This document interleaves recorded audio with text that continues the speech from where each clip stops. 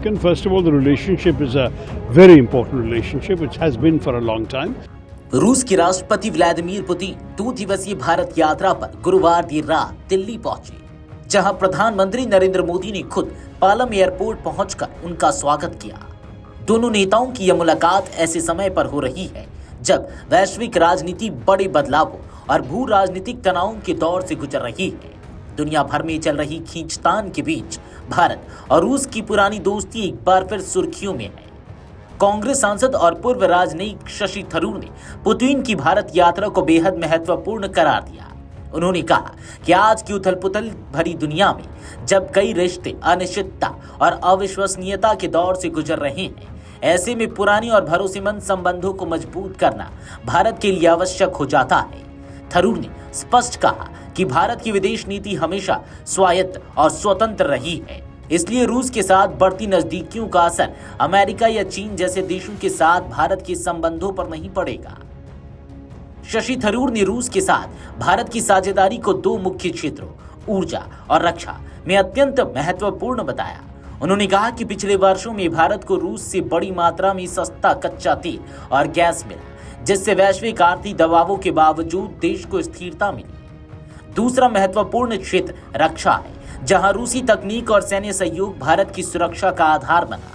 थरूर ने ऑपरेशन सिंदूर का उल्लेख करते हुए कहा कि रूस द्वारा उपलब्ध कराए गए S-400 मिसाइल सिस्टम ने पूर्ण शहरों को तब निशाना बनने से बचाया जब पाकिस्तान की ओर से मिसाइलें दागने की कोशिश की गई थी। उन्होंने कहा कि यदि इस यात्रा के दौरान नए समझौते होते हैं तो यह स्वाभाविक रूप से दोनों देशों के ऐतिहासिक और रणनीतिक रिश्ते को और मजबूत बनाएगा। थरूर ने इस बात पर जोर दिया कि भारत ने हमेशा अपनी मित्रता और साझेदारी अपने राष्ट्रीय हितों के आधार पर तय की है। उन्होंने कहा कि भारत किसी दबाव में नहीं आता और यही क्षमता उसे दुनिया की बदलती परिस्थितियों के बीच संतुलन बनाए रखने में सक्षम बनाती है। पूर्व राजनयिक केपी फैबियन ने कहा कि प्रधानमंत्री मोदी की कोशिश होगी कि पुतिन के साथ बैठक में रूस यूक्रेन युद्ध पर भारत की स्थिति का स्पष्ट संदेश दिया जाए। उन्होंने कहा, प्रधानमंत्री मोदी पहले ही कह चुके हैं कि यह युद्ध का युग नहीं है और वह यही संदेश दोहराएंगे। फैबियन के अनुसार भारत चाहता है कि रूस यूक्रेन संघर्ष जल्द से जल्द समाप्त हो। हालांकि उन्होंने यह भी कहा कि भारत की बातों के बावजूद रूस की दीर्घकालिक रणनीति में तत्काल बदलाव की संभावना कम है, क्योंकि राष्ट्रपति पुतिन को अमेरिका के राष्ट्रपति डोनाल्ड ट्रंप से भी खुला समर्थन मिला हुआ है। फैबियन ने कहा कि भारत और रूस की साझेदारी पुराने समय से स्थिर रही है और दोनों ही राष्ट्र इसे और गहरा करने के इच्छुक हैं। रक्षा सहयोग, ऊर्जा सुरक्षा, व्यापार और रणनीतिक साझेदारी, ये सभी वे क्षेत्र हैं जहां इस यात्रा के दौरान नए फैसले और घोषणाएं होने की उम्मीद है। पुतिन की यह यात्रा भारत रूस संबंधों में एक नए अध्याय का संकेत देती है।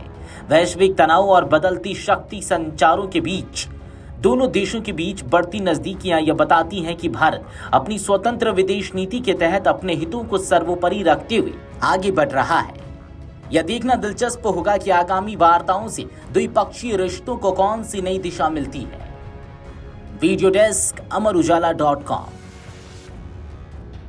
अगर आप ये वीडियो YouTube पर देख रहे हैं तो हमारे चैनल को सब्सक्राइब कर बेल आइकन दबाएं और Facebook पर देख रहे हैं तो हमारे पेज को लाइक करें।